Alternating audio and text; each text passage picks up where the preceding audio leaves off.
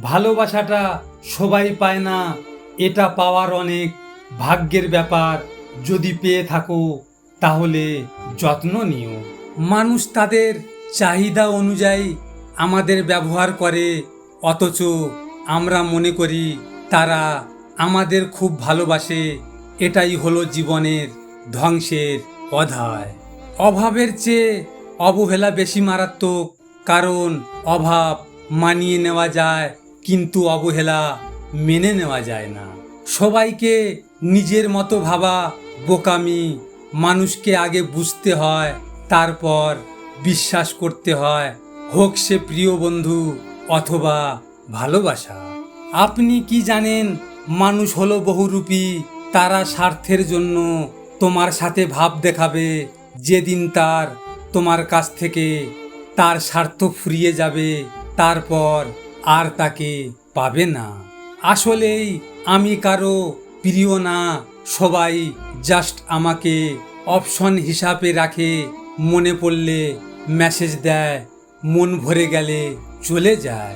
আমার ভাগ্যটা কেমন জানি, যে জিনিস নিয়ে বেশি আগ্রহ দেখাই ওটা আমার ভাগ্যে জোটে না। বুঝলে প্রিয়, আমি জানি বাস্তবে তুমি অন্য কারো হবে, কিন্তু কল্পনাতে তুমি সারা জীবন আমার হয়ে থাকবে। বুঝলে ব্রো, যাদেরকে আমরা ভালোবাসি একটা সময় তারা বদলাতে বাধ্য করে, আবার বদলে গেলে দোষী করে। তারা থাকতে মূল্য দেয় না, আর চলে গেলে বেঈমান বলে। পর কখনো আপন হয় না, যতটুকু হয় সেটা তাদের স্বার্থের কারণেই হয়। এত ভালোবাসা প্রকাশ করার পরেও তোমার কি কখনো আমার হতে মন চায়নি? নেশার মতো ছিল তার চেহারা, প্রতিদিন না দেখা হলে মন ভরতো না। আজ বহুদিন হলো তারে দেখি নাই।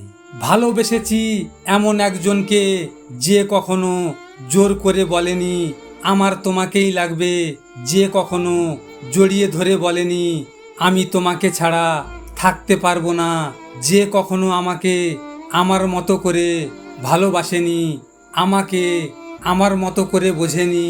আমি হারিয়ে গিয়েও দেখেছি সে আমাকে হারিয়ে ফেলার ভয় পায়নি। মাঝে মাঝে অনেকটা অভিমান নিয়েও একলা ছিলাম, তবে সে কখনো সেই অভিমান ভাঙানোর চেষ্টাই করেনি। আমি দূরে গিয়েও দেখেছি সে কখনো তার কাছে টানার চেষ্টাই করেনি। নিজের জীবন থেকেও বেশি ভালোবেসেছি তাকে, কিন্তু সে কখনো আমার ভালোবাসা বোঝার চেষ্টাই করেনি। আমি সব দেখেছি, কিন্তু সত্যি এটাই, তবে তার চোখে আমাকে হারানোর ভয় দেখিনি কখনো। অনেক মানুষই নারীকে দোষ দেয়, আর আমি বলি সব নারী সমান না। কেউ 10 জনকে পিছনে ঘুরিয়ে আনন্দ পায়, আবার কেউ একজনকে ভালোবেসে সে নিজেকে ধ্বংস করে দেয়।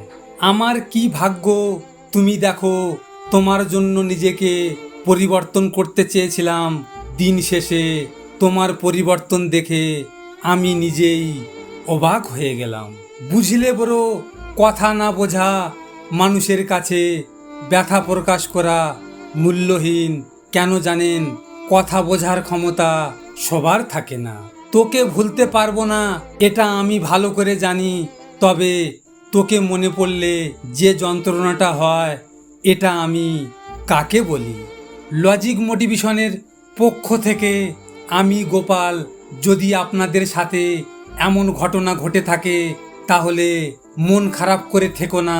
সময়ের সাথে সাথে সব কিছু বদলে যায়।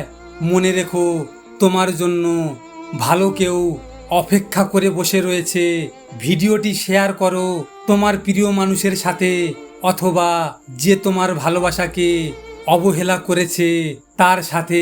হয়তো এই কথাগুলো তুমি তার সামনে বলতে পারবে না, তাই এই ভিডিওটির মাধ্যমে তুমি তোমার মনের কথাগুলো তাকে জানিয়ে দাও।